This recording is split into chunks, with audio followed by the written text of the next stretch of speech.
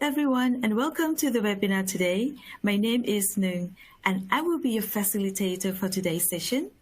Before we get started, just a few housekeeping items to note. Do feel free to adjust the size of the presentation box on your console by expanding the corner of the box. And if at any time throughout the presentation you are experiencing connection issues, please try refreshing the console by pressing the F5 button if you are a PC user, or Command R for Mac users. And if the problem persists, please try closing the event window and then relaunching the event again.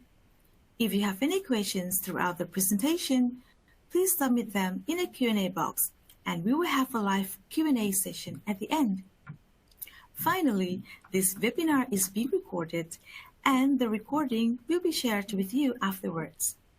And now, I have with me Greg from Comma Consulting to introduce our guest speakers and take us to the webinar today.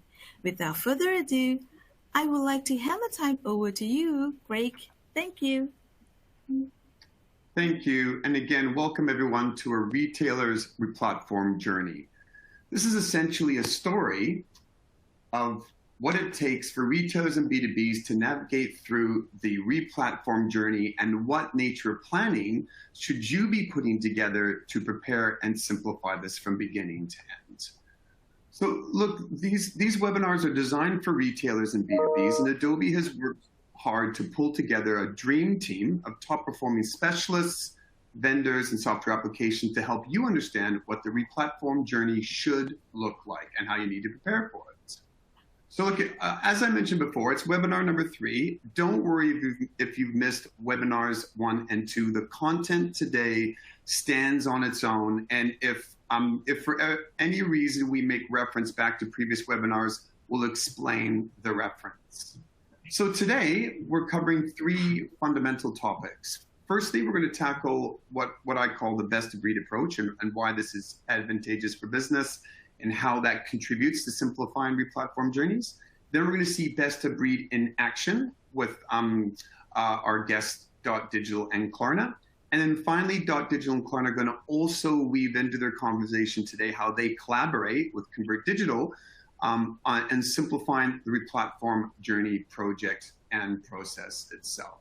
So again, my name is Greg Randall. I'll be leading you through this journey because I've been leading and continue to lead retailers around the world through successful replatform journeys, and I've been doing so for a little while now.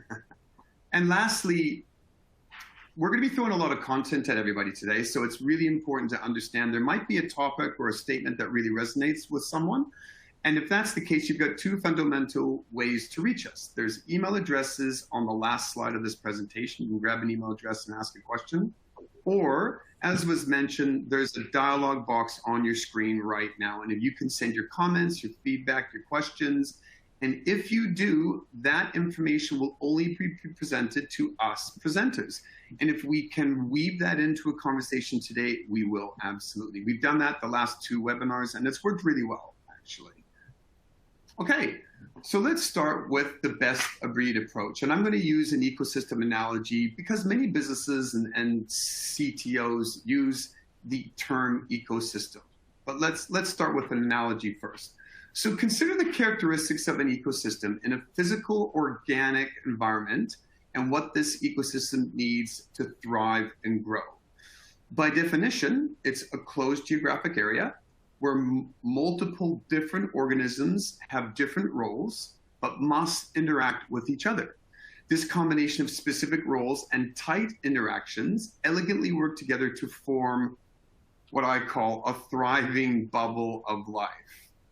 So if we were to just translate this now into the business context, the geographic area is the business itself. The organism or organisms are the software applications. The interactions with each other are the integrations, and the bubble of life is the environment designed for consumers to interact, engage, and buy from you. And what I also call the customer experience design, because the customer experience design really starts with the tech stack. It's the enabler of an experience, essentially. So Defining best of breed in the most literal way possible is a business constructs a tech stack that supports the strategic future, including how these systems work together to create amazing retail B2B experiences for customers. This is achieved through the selection of highly specialized software applications designed for a specific role in the business. And each application accurately and effectively connects to each other to ensure a high standard of information flow. This is what prepares retailers and B2Bs to evolve and change when consumers evolve and change. So why a comparison to an organic ecosystem?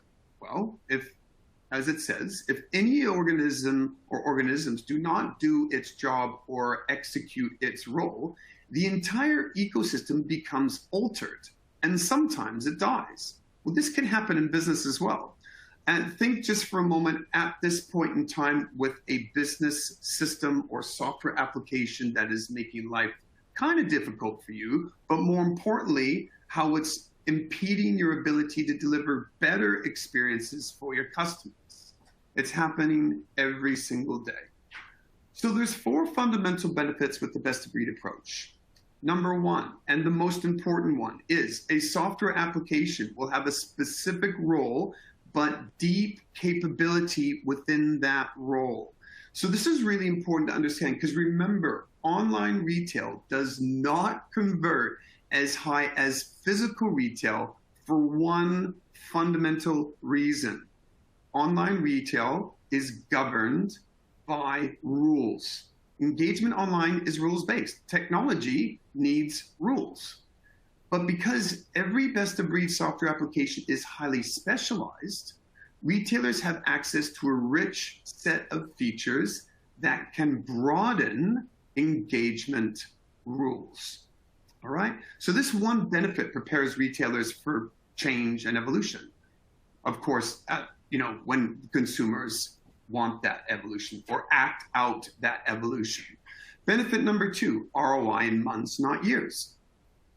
Software applications require lighter best-of-breed software applications require lighter implementation many times, decreasing replatform project costs. Benefit number 3, software applications have greater integration capability in the context of their role. They're designed to slot in tech stacks, all right? And this also reduces replatform complexity and replatform costs. And lastly, best-of-breed applications are very good at holding data that they're designed to hold and sharing data that they're designed to share. In the future, ecosystems within businesses we cannot have silos anymore.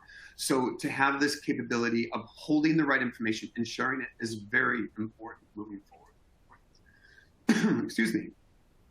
So how can retailers and B2Bs plan and map out their best-of-breed future? Well, it all starts with the e-commerce blueprint that we discussed last week.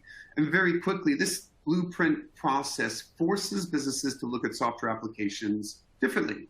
And because it's a customer-led planning process, it ensures these selected software applications contribute to enhancing customer experiences, which is why I made that mention before about customer experience design. So here's an interesting slide that shows the average number of software applications that reside in tech stacks across multiple industries around the globe. And what you're seeing, of course, is the lighter dots are the 2017, 2018, and the darker dots are 1920. You can see retail's fourth from the top there underneath education. And, they've moved from back in 2017 to 76 different software applications to 120 in 2020. So you see there's this best-of-breed evolution that's kind of naturally happening here just through time because businesses are understanding the need and importance for it. Out of interest, the overall average across all industries is 88 different software applications per tech stack. just thought that'd be interesting for people to understand what that kind of looks like as an average. All right, so that's really my time for talking about best of breed. But next week, I'm going to give some real life examples of international retailers leveraging best of breed, and I'll be speaking specifically about Warby Parker and how they drove growth throughout the pandemic. But before I move on and start introducing the next round of people involved in today's webinar, I have a survey question for you.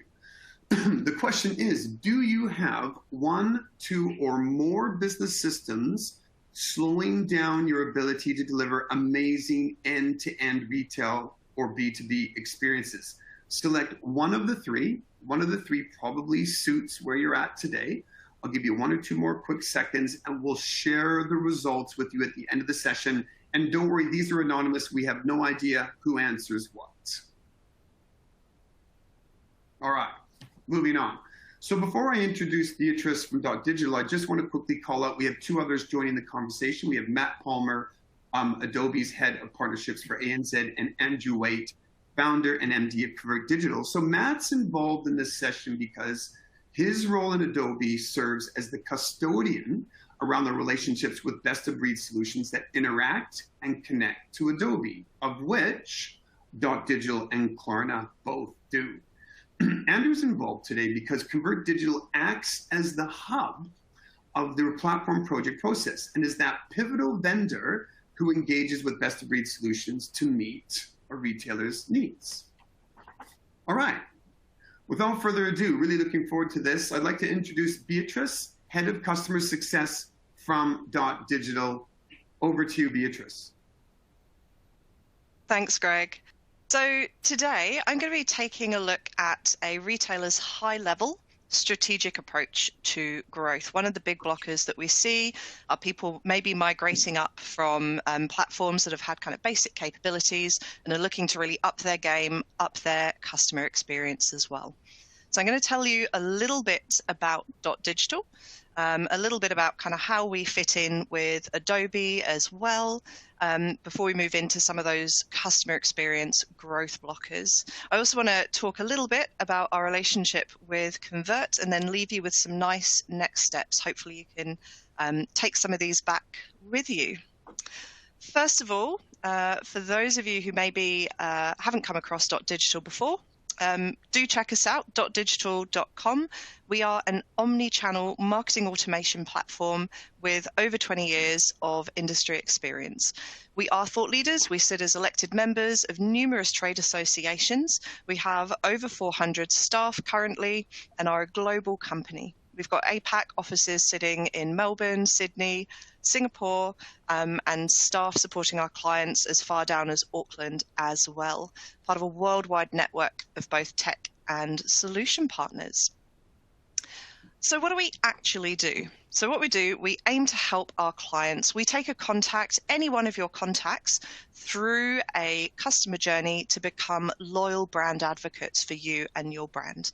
We do it through a variety of personalized channels using relevant touch points to deliver the right message to the right person at the right time and on the right channel.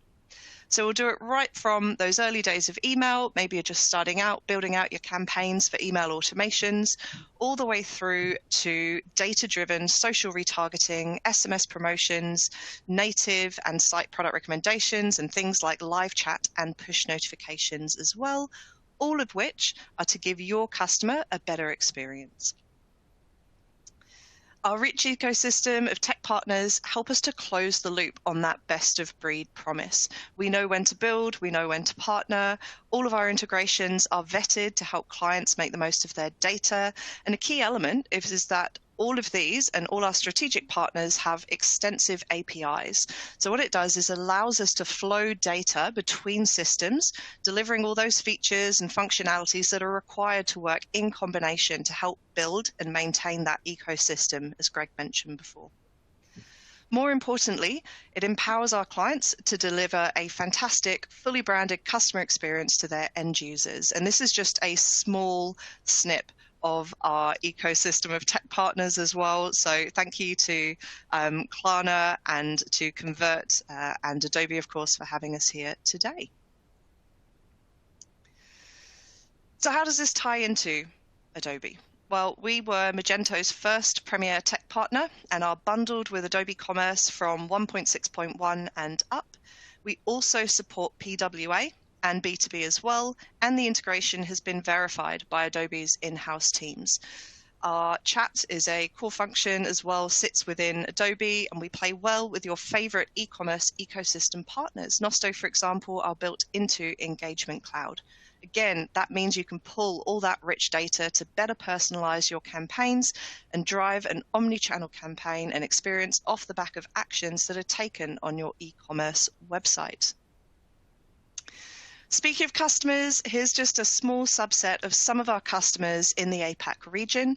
I love working with these amazing clients, all forward-thinking brands, and of course with a certain level of expectation to make sure that they are pulling in the right partners to keep that ecosystem alive. And the final point I would love to make, and I'm very proud of this, and you can see our customers are as well, with Julie Mathers from Flora and Fauna giving us this great feedback following our ISO 14001 certification. Now, what does that actually mean? ISO 14001 means that Dotdigital is the world's first and only carbon neutral marketing platform, although of course we do hope to be followed by other providers very soon. This was a change driven by our own internal .green team, who are still working on ways to further reduce the environmental impact of our business. What it means in concrete terms is that all of the emails sent by our customers are carbon neutral, and we're working on making them carbon negative as well. So today, my core focus, particularly with BFCM and Christmas sales looming, I want to share a couple of key examples to help improve your customer experience during the season and throughout any replatforming to make sure your customers have a great and consistent experience. This is by far the biggest growth blocker I've seen customers experience with their channel marketing, as this is your path to customer. Path for outbound messaging. I've got some great success stories and replicable examples for you all to help boost your customers' great feelings and experience of your brand. First off, a focus on your new customers. For Bras and Things, they gave both their offline and online customers the same messaging minutes after sign up and really set the tone of the emails that'll follow. They describe clearly, although it's a little small on the screen, they describe clearly what you're going to receive and offer a code that you can use either in-store or online, maybe introducing new ways to shop and making sure that you've got a really joined up message and path to redemption for your customers. Another brand who does this really well is Remedy. They do a great job of this with a really friendly tone in their emails. And again, they're setting the scene of what the customer's going to receive and a code to help with your first online transaction. Particularly as potentially with this brand, it's one that you've encountered on the stores in stores rather than online. Next up, one of the most talked about marketing tactics in e-com, abandoned carts. We know that these generate huge amounts of revenue for our clients, and keeping it simple as a reminder of what you were shopping for can help those busy customers pick up where they left off. There are some great stats down the bottom of the slide there, taken from one of our reports into abandoned carts. It's one of your key opportunities to recoup some revenue as customers are browsing and leaving things behind in your cart. Make sure you're also putting out a strong message on your other channels to catch all the other interest that is out there. In addition to Black Friday, St. Frock plans to run their customer and kind of database acquisition programs through collaborations with well-known brands. So Marley Spoon, Temple & Webster, Adore Beauty, and this lead generation program will have a prize value of more than $3,500. As part of their social campaign, the team is also working with micro-influencers across TikTok and Instagram. Something that St. Frock are very famous for is their great success through social. They're also looking at rebuilding their lifecycle programs, taking them to the next level with that refined segmentation, making sure that they're referencing what people have bought, what people have been browsing on the site as well. In a similar vein, there is a huge opportunity to contact those who have visited the site, but maybe not got as far as putting something into their cart. They've just been browsing. This example here uses personalization based on the categories that I'd been browsing. So I was sent an email by winedirect.com.au just after I had started looking at some individual bottles of white. So they are retargeting based on categories. They know where my interests likely lie, and are just sending me not so much a gotcha, come back, but more of a, incidental, let us tell you about this, because they know that I'm interested in that. I've expressed that interest on the site. And you can also do this on other channels. So I slowly use retargeting on social to help holiday goers find that ideal adventure based on both departure airports and also most browsed destinations. It can be a real great reminder, thinking of that cross-channel customer experience to draw them back to your e-com site to pique their interest when they are browsing through social. Once your customers have made it to conversion, one of the growth blockers that I also see is brands forgetting to say thank you. Someone's come online, they've placed a transaction, placed an order, and it's just polite to say thank you, maybe ask for feedback after a transaction. I've often seen it fall into the too hard basket, particularly with current delivery estimates, brands not wanting to send review requests unless they know their parcels are being delivered. But we can trigger an email off the back of an order status change in Magento. And so even if you aren't using Dotdigital, there are ways to shape that content to say thank you for a purchase without needing for the product to have arrived, but that you can make it instantaneous. If you're working on a program to drive a second purchase, then you can use data from the first to help guide your offerings. Think about all of the different touch points that you have with your customers, all the different places where they're interacting with your brand online, all of those different trackers you can pull in. Mr. Beer does a great example here of them changing the offer depending on your previous purchase behavior. Within Dotdigital, we have our e-commerce dashboard where we actually filter our customers by RFM and ERFM as well, showing engagement on top of that recency, frequency, and monetary value. And what that's allowed Mr. Beer to do is send different types of offers to different types of customers, higher margin offcuts from their most valuable loyals and champions, and maybe something just to remind people about the excitement of brewing a Mr. Beer brew by sending maybe some get restarted kits to customers further down who maybe haven't purchased for a little while. And don't forget your order confirmations. There is no need for them to be purely functional. They can match your brand, they can look great, they can represent everything to match your website, making sure that shop fronts match the communications that are going out. And you can also look to other channels for transactional. Many customers are starting to express a preference for SMS or even Facebook Messenger for order updates. And again, we've got that functionality built into Magenta. You can send your SMS transactional updates just through choosing a little drop down there in the back end.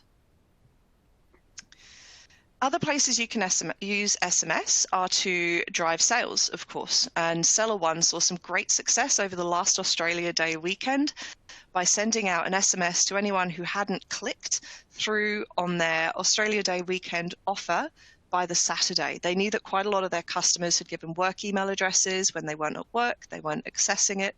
So they made sure to send an SMS reminder to remind people they only had 2 days left to get onto the sale. This has proven really successful for them time and time again.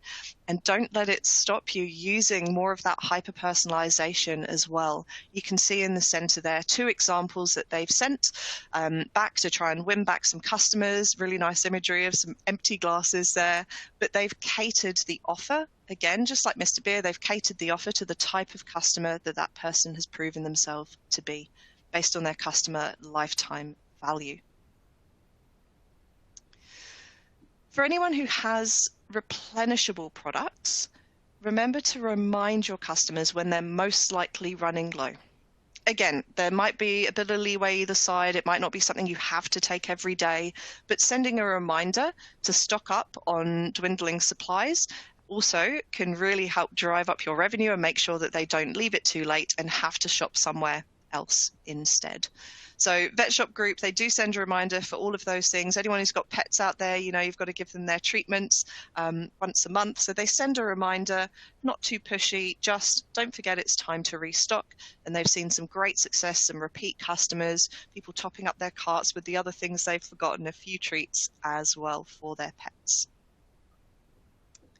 And you can read more on this slide here. We do actually have, for all of these examples I've sent through, we've got some great case studies on our website. I'm going to have a QR code pop up in a couple of slides' time that will take you there. You can have a little look at some of these stories, some of these results, the growth in sales revenue, growth in database size, everything that you need to do to make sure that your customers are continuing to get that great experience through any replatform, making sure that your first step is to replicate any existing programs or journeys and then take it up a notch, expand the different touch points that you're speaking to your customers on, expand the different channels that you're speaking to your customers on as well.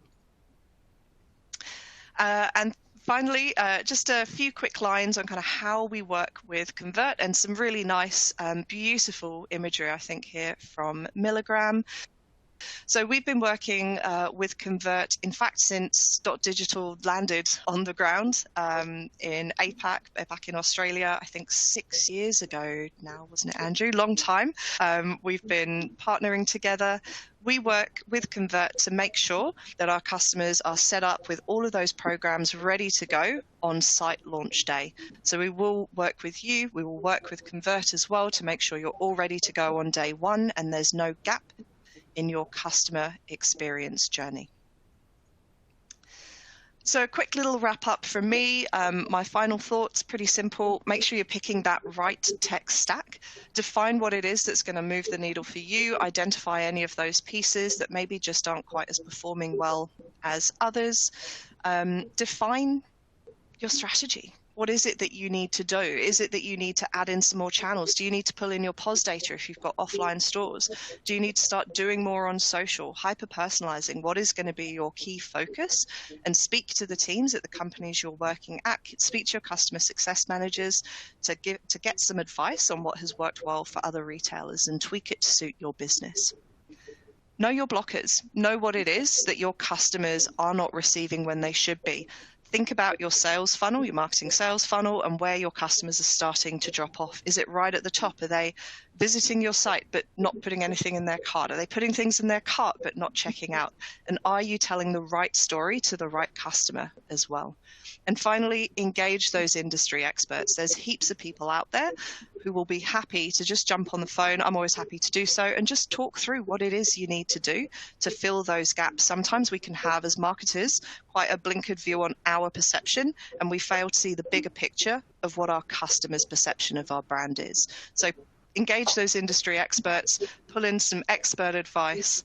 And if anyone does want to check us out, then again, I said there would be a QR code. You can either reach out to apac@dotdigital.com, take a little photo of that QR code, or just head straight to dotdigital.com. Thanks, and back over to Greg.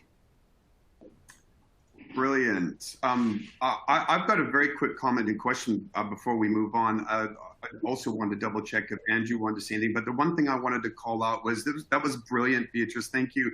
And I love how you've called out the abandoned carts and the transactional emails, because many people listening today will be thinking, well, my e-commerce platform does that already for me, so I'm covered.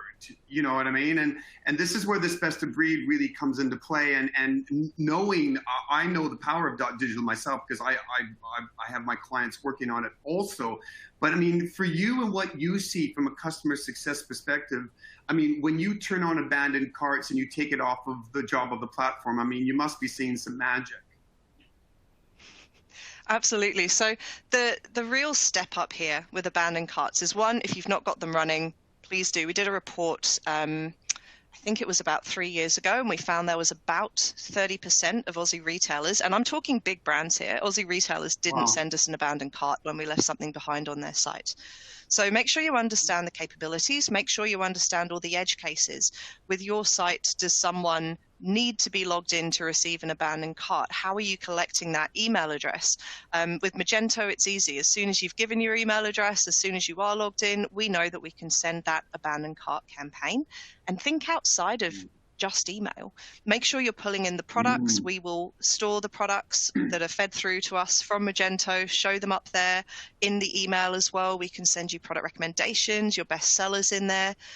Do you want to try another channel as well? Like I mentioned with iSlotty, they really did see some great success by not sending an email, because every other travel agency was sending an email, but starting to retarget on social with the last holiday that they browsed. So think of ways that you can step it up and really make it stand out. I love it. I love it. Amazing. Amazing. And Andrew, before I move on, was there any comments or statements you'd like to make? Yeah, absolutely. I think one of the things or questions that we get pretty frequently is, say someone has made a decision to make a transition to a platform like Adobe and has chosen to engage Dotdigital through that process. When is the best time to engage? Are there things retailers can be doing on their existing platform? Should they be waiting until the site goes live? What's the best timing for this, Beatrice? Can they do it all at once? And what are things people can be doing prior to making a transition? It is a very good question, and you're right. It is one that comes up often. We actually can work with retailers whilst they're still on their old site. We do have connectors, out-of-the-box connectors with a lot of different e-com platforms, and even without having the two sites speaking to each other, you can start to set the expectation. There's likely a design of your site as well. So starting to introduce customers to that rebrand through email, through something they're looking at more often than maybe your website, can work really well. One big piece that my deliverability team, they'll have my guts for garters if I don't mention, you should not be sending from two different marketing automation providers at once. You must make sure that there is a consistent message going out. Otherwise, Gmail, Big Pond, all the rest won't like the look of it. So do make sure you're making a confident switch over. You can move quite a lot of different programs across, even without the in-depth integration we have with Adobe Commerce, and starting to tell that story, starting to tell that message so that on go live day, you are managing your traffic to the site as well. Quite often, you know, of course, all your load testing would be done before site goes live. Some of the things I have seen are retailers saying, great, shall we send a we've launched email? And just taking a step back and thinking about what's in it for the customer. Do they necessarily care that your site is new and a second faster load time? Or do they just care about being able to get logged in and be able to continue their transactions? Can they still see their past orders? Can they still process refunds in the same way? Think about that customer experience, and you can tell that message very easily through your channel marketing to set their minds at ease. And maybe even, we've seen some customers throw in incentives. Go log in and update your details. Check your details are correct, as a way to avoid any blockers over people having forgotten their passwords. If you've given them an incentive to log in, they'll take the extra 2 seconds to reset their password and make sure they're logged in and can access all of their previous order data as well. Fantastic, Beatrice. Thank you so much for your time. That was really good. It was really good. Brilliant. Look, I'm going to move on now. I'd like to start to introduce the team at Klarna. So we have Matt, different Matt from the other Matt, so as not to confuse anybody. This one's Matt Foley, head of SME for ANZ, and then Angus, head of Klarna Media APAC. And we're going to talk about payment methods and the scale of best of breed that these guys bring to the payment method industry. Guys, over to you.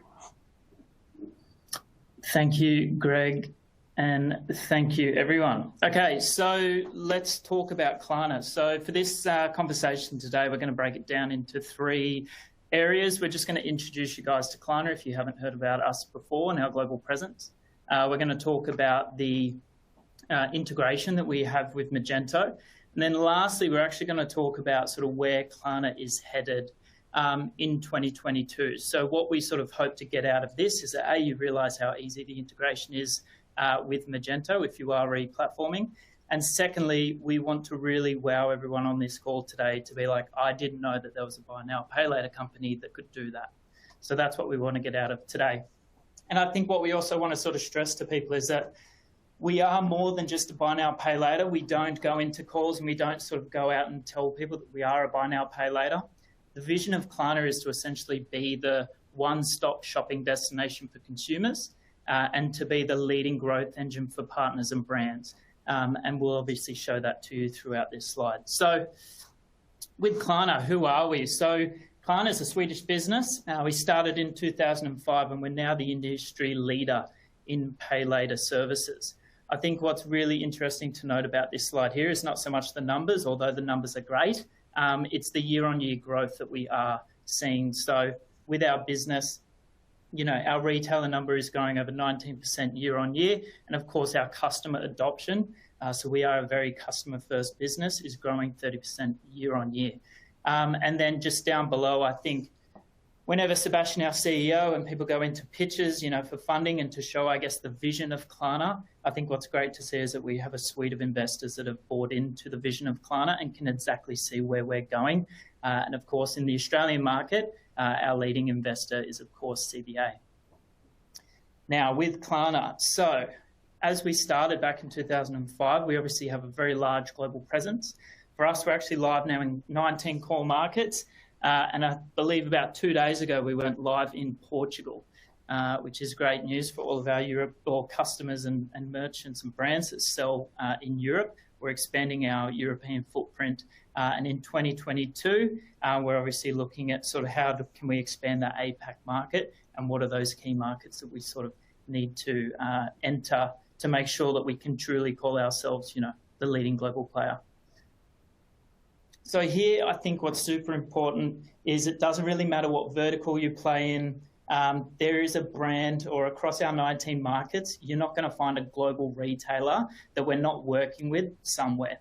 So no matter what sort of vertical you're in, there's trusted brands that we work with that you would aspire to be, or that you as a consumer love that brand and love the experience that you get with them. So what we're aiming to do as well is, of course, fashion, luxury fashion, beauty, cosmetics. They're our core verticals. But with some recent mergers and acquisitions, we're actually going to be looking to expand the verticals that we do work with. And of course, in Australia, I guess the heart of buy now, pay later, and I guess where all of the best companies exist, we're seeing that expansion into more and more verticals. And we'll probably see more of this next year as well. So the partnership with Klarna. So I think what we want to do is we want to sort of break it down into two parts. So Klarna as the payment method, and then Klarna as a publisher, which my lovely friend Angus will discuss once we go through the first section here. So the question that we ask ourselves in a business, and the question that we need to convey to all of the brands that we work with, is why do people click Klarna? I think if you look at the Australian landscape now, there's probably about 7 to 8 different ways that a customer could pay on a website, whether it's 3 or 4 buy now, pay laters, Google Pay, Apple Pay. There's pays left, right and centre in the Australian market. So we really need to make sure that we're standing out. So we break it down into 3 things. In a usual presentation, I could go on for hours and hours and talk about our engaging brand, superior product and ubiquity. But today we're really going to focus on the product, how Klarna fits on a website, what does it look like, what are the best ways to sort of show, the payment method across your channels, and then how that sort of works with Magenta. Okay, so when we discuss with brands, we know that we can influence purchasing on 3 main phases. So there's obviously the before the visit, so how can we market Klarna upstream in your channels? And then how do we make sure that when a customer is on your website, that they can see that you offer Klarna, that it is available, and of course that it is a great user experience. I'd say our key value prop when we're looking at all of this and when we're speaking with brands is actually how we create that extra layer of loyalty once a customer actually checks out, and how we then integrate your brand into our app post-purchase. So on-site messaging, I think we all know it's important. Every pay later payments business wants messaging across the website, and we know it works. I think what we need to make sure is that brands know that, you do increase AOV. We see increases of revenue every single time a brand embraces and uses payment methods to their advantage. Now, as you can see here, there's a lot of places in which, buy now, pay later sits on the website. I think what we sort of want to make sure is that there's now new and I guess more intuitive and better ways where brands using Dotdigital, for example, or getting the advice from Convert, which is where they would use payment options, on their welcome emails. So all of those emails that Beatrice was discussing about earlier, how can you speak to the likes of Convert Digital and use that to your best advantage? And we also know that we see great results as well with abandoned cart emails as well. And now I guess for the most sort of important part here, and why we're all here today, is to sort of talk about the Magenta and Kleiner relationship. So I think for me, obviously being an SME, if you are an SME and you may not have you might not have a resource, or you may not have a dev resource, and you may be a one-man band. What we do is we essentially have an in-house team here. So if you're re-platforming from a Shopify, for example, and going on to Magento, and let's just say you're already a Klarna customer of ours, you can reach out to our merchant support team, you can reach out to your rep, and essentially we can walk you through that whole process. It is a plugin, so it is super simple, and we can make sure that we configure the OSM to make sure that it sits nice and perfectly on your PDP. And if there is bespoke work that needs to be done, because you may have 3 to 4 buy now, pay laters, we have an in-house team here that can definitely help you. I think the main thing that we see more and more of now is during contract negotiation. So let's just say you're brand new to Klarna and you're brand new to Magento. During contracting phase, for example, we would actually set up a separate call. So the way that Klarna works is if you sign up with Klarna, we have a team of BDs, we have a team of co-marketers to help drive the brand, but we also have a team of solutions and delivery resources. And what they're going to do is they're actually going to speak to the likes of Convert during the contracting phase, and they're actually going to set up a call with them. They're going to run through, provide all of the M2 configuration guides. They're going to provide API credentials, Playground, merchant portal access to make sure that all of the testing happens before go live. All of end-to-end testing, and of course OSM is one that we definitely go through with Convert to make sure that it fits within the brand. Usually when we do this Klarna presentation and we go through our branding section, a lot of brands look at our marketing and think it's quite quirky, and it absolutely is. It's not everyone's cup of tea. So what we also do is we make sure that our OSM fits in with your brand. So we're very pink. However, we're happy to do a black and white logo if that suits your brand a little bit better on the website. And then, of course, there's some nuances in the back end. So you may need to have auto capture enabled. There may be an ERP where we need to speak with the order management system. All of these sort of conversations take place with the likes of Convert. They work with us with a lot of other brands, so it's not new to them. However, we do have those resources on hand. So whether you have dev resources or whether you don't, you're fully supported through the whole re-platforming stage when you're with Klarna. So in a nutshell, it's a very, very simple plugin. It plays with the ERPs. I think the beauty of Magento, it's probably one of the most global friendly platforms that a brand can be on. It's very easy to get set up for cross-border transactions, whether you're wanting to set up in the US and the UK. What we see a lot of is Australian brands wanting to enter those markets, and there's a lot of platforms out there that don't make it necessarily easy for brands to set up with alternative payment methods in other markets. But I must say that the Magento platform really is best of breed when it comes to brands wanting to expand their reach. I will put a caveat there and make sure that if we are working with you in the US or the UK, we do need to be paying into that denomination. And then, of course, the OSM. The OSM it's a big thing in Australia. A lot of our other markets don't have it. I think Australia's got, as I mentioned, the most buy now, pay laters. So that's definitely a conversation that we'd like to have, and we have bespoke options there for merchants. So making sure that it fits in with your brand and, of course, ours. So we'll stop it there in terms of the payment side of things, and I'm actually going to cross over to Angus, who is our head of Klarna Media, to talk about Klarna as a publisher. Thank you, Matt, and what a cross from one studio to another. Look, Matt's done a really good job describing Klarna as, as that payment provider and how we work really closely with the Adobe ecosystem. And I have the joy of running you through how we're actually shifting as a company. So, a lot of people think of Klarna as, a pink buy now, pay later company. That was true, very much so. You're not incorrect. But over the past, 9 to 12 months, we've gone through a little bit of M&A, and we've taken on about 8 or 9 different companies in order to become, for a user, that one-stop shopping destination where a user can look at their orders, their returns, their payments, deliveries, and we've even got a loyalty program for them as well. And then really very much shifting into this growth engine that Matt spoke about, and this ecosystem of technology and publisher solutions for brands, whether that brand is an integrated Klarna payment brand or whether they're simply part of our ecosystem. So very much an exciting time from our end, and especially with our expansion into APAC. So stay tuned for that. I know that Greg mentioned before around, how does this Adobe ecosystem and partners help generate, provide light implementation for brands? How do we look at providing ROI and ROAS for the brands that we work with and the different ways that we do?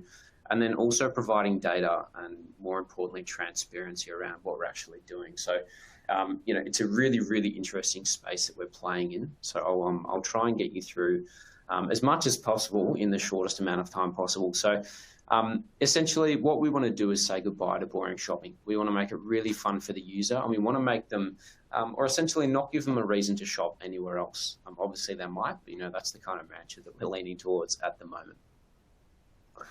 So jumping into this as well and looking at how we can amplify brands within this ecosystem that we're building. On the left, you'll see a merchant there. We've got Saks Fifth Avenue. Shout out to those guys.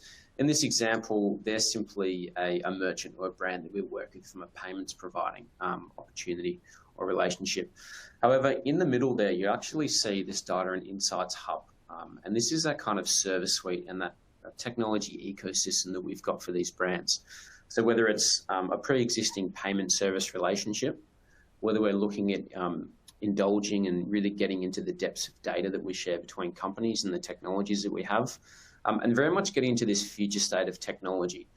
So looking there, you'll see dynamic creative content, a messaging, which is a technology that we purchased a few months ago, which I'll delve into, and then very much looking into this omni-channel performance. How do we plug into Adobe and different ecosystems to provide the best tracking and optimization across anything that we do? And that very much stems into this right ecosystem there of us as essentially a publisher network. And we'll very much get into that in a second. So very much to just really reiterate what Matt was talking about here is historically, we've very much been in the middle there that you can see during checkout. So that best in breed payment solution where we plug into, the Magentos and Adobe stacks of the world, which is very seamless. What I'm going to be running through in a couple of slides is very much the before checkout solution and looking at technologies that we can provide brands to help grow their top line, whether it's Klarna branded or not, which is the really fun part of my team's role as well. I'm working really closely with Matt Foley and the guys. Obviously, if we can show users really, really nice content in different technologies across different ecosystems before they check out and really carry that streamlined marketing message throughout during the process, and then obviously through that after checkout solution where we truly believe we have best in breed CRM strategies to ensure the messaging maintains consistent across that journey. So what does this actually look like? 3 key things that I personally like to drive for brands, and I know that my fellow Klarnauts do as well, is obviously increasing the GMV across the brands that we're working with. Looking at new consumer acquisition as well, or customer acquisition, and obviously leaning that into a ROAS, all important digital marketing terms there from a deliverable perspective. So the first piece of technology I'm going to be delving into to help provide that incremental growth across the brands that we work with is our consumer shopping app. So very importantly, and from a cool perspective, we're not just a payment provider. We do have a consumer shopping app, which is very much this one-stop shopping destination where users can log in. They can be served top of funnel content, lower funnel content. They can get deals. They can check deliveries and whatnot. And everything we do in this app is actually dynamic and personalized. Every 24 hours, the app resets And it shows users different brands, which is really awesome, and it keeps things interesting. And it keeps users really engaged with the brand that we've got as well. So a quick snapshot of what that looks like. Obviously, we've got our own ecosystems. So whether it's the Klarna.com on our desktop, whether it's our consumer shopping app, we work really closely through affiliate partnerships as well to drive things like push notifications. We loop them into in-app messages. We can build a lot of content on behalf of brands. And it also links into our CRM strategy. So whether it's a thematic email that goes out weekly, monthly, or bi-monthly there, we can link that into a different theme. We can do souls pushes for the brands that we work with, depending on the integration. And we can also touch on outside of app. So we've got really, really strong partnerships with the likes of the pedestrian TVs of the world, where we run performance marketing. And that's where our PST teams actually tap into the relationships that we have with brands, as we very much see ourselves as an extension of their team. And we like to make things easy. We don't want to duplicate work. We want to make it as seamless as possible to help drive that ROI and share data across there.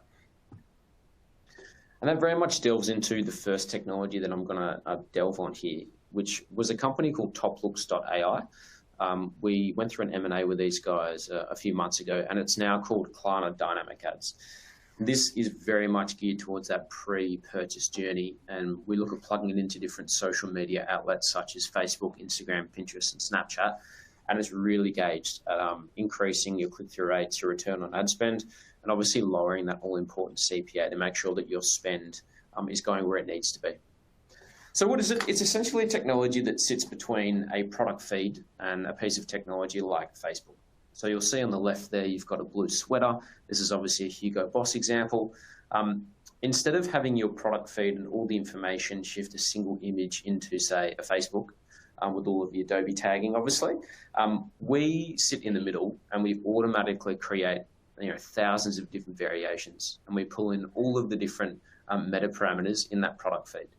And we can actually create beautiful imagery like the one on the right, and some more examples here, which we've got for kicks. I really love these examples as well because it doesn't just drive results, but they look way better than a standard DPA ad. These are my favorites because they're quite simple. And you can see the example on the right there, the yellow one. We've simply taken the color of that SKU, given it what I like to call the James Bond effect, which I know Greg's going to love because he's dressed like Bond right now. And then we simply match that color to the background, and we pull in that free shipping information from the ad. And these drive really, really strong results. Next up, we've got our influencer marketing platform, which is quite exciting. We bought a company called Apparel, APPRL, and it's essentially an influencer marketing technology platform that allows you to discover new influencer partners no matter where you are in the world.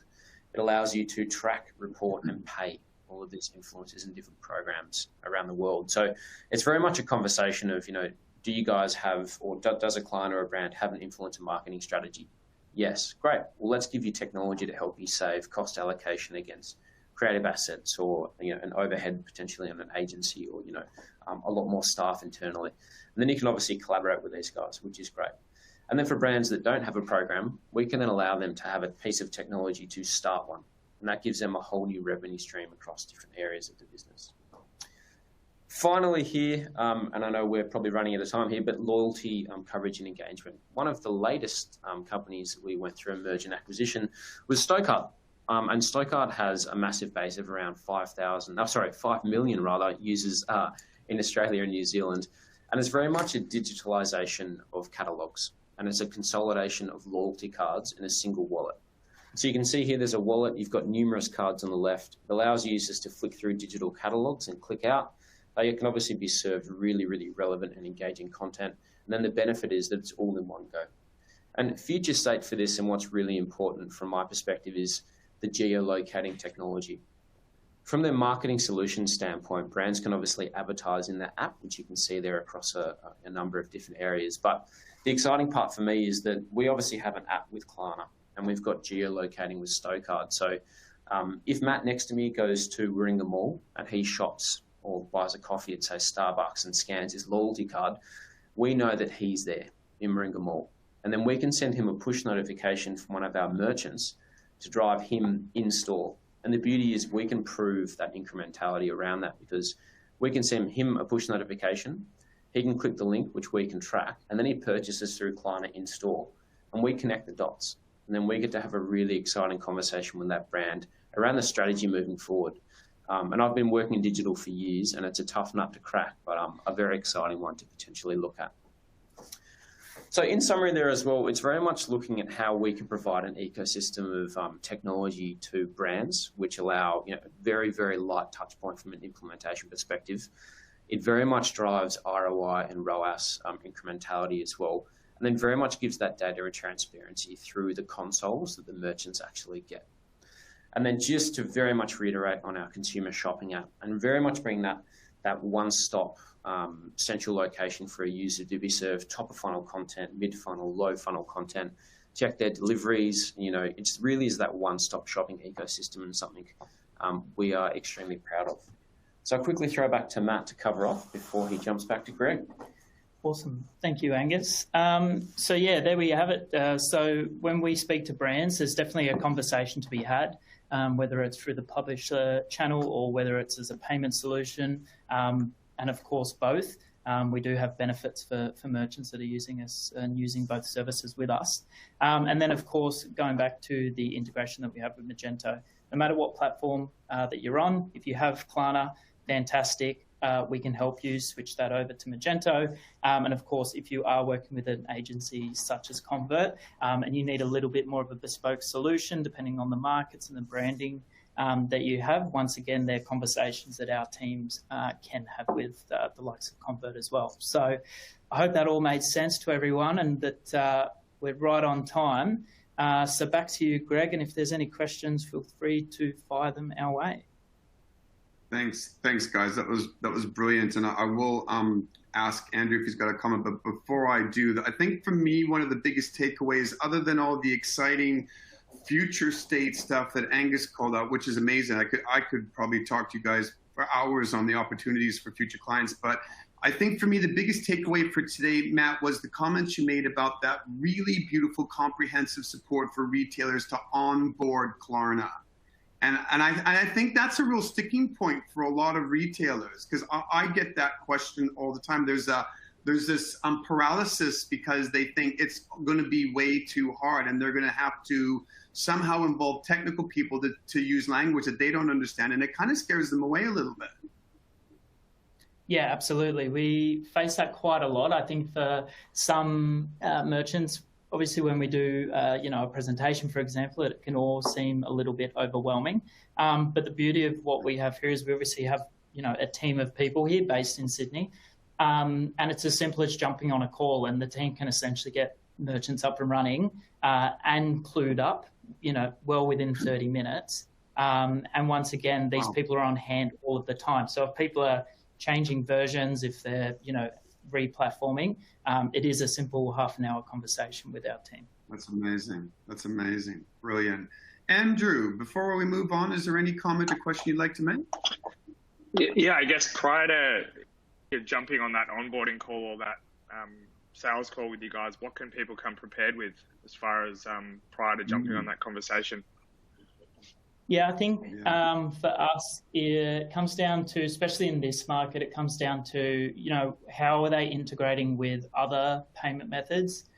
Do they have auto capture, manual capture? What's their ERP system or their order management system that they're using? Because we may potentially have partnerships with those companies as well, or it can be direct with Magento.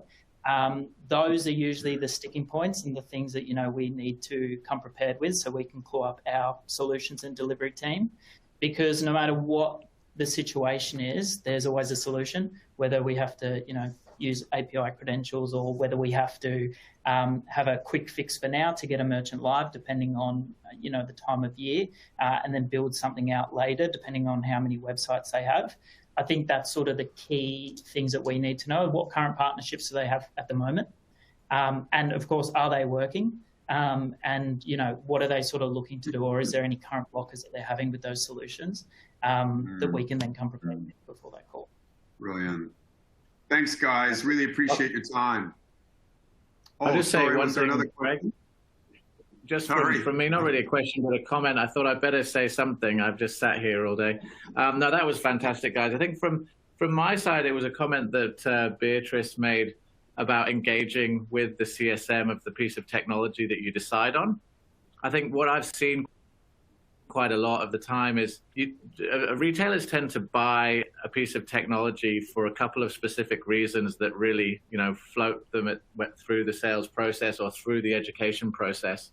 But the piece of technology, what this proved to me today, listening to Matt and Angus and Beatrice, is these pieces of technology do so much.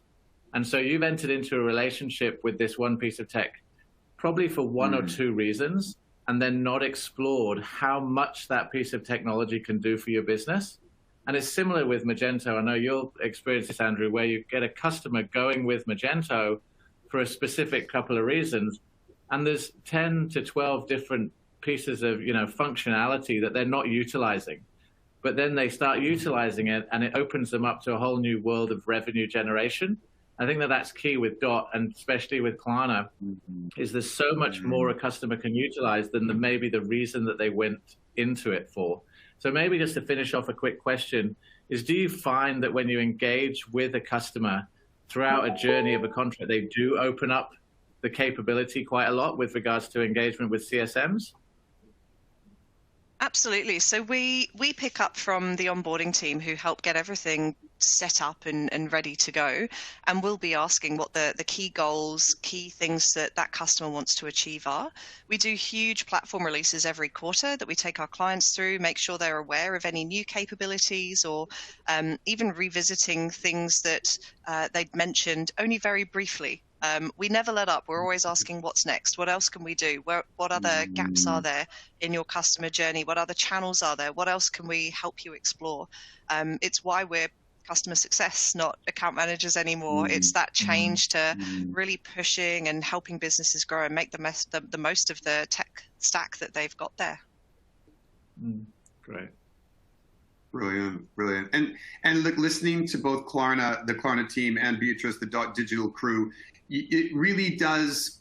I hope that the number one benefit of best of breed that I mentioned in my talk about that specific role but deep capability does make a lot more sense now when you listen to these two organizations talk. All right, we're kind of almost at wrap up mode now, but one more survey question to ask everybody who is listening.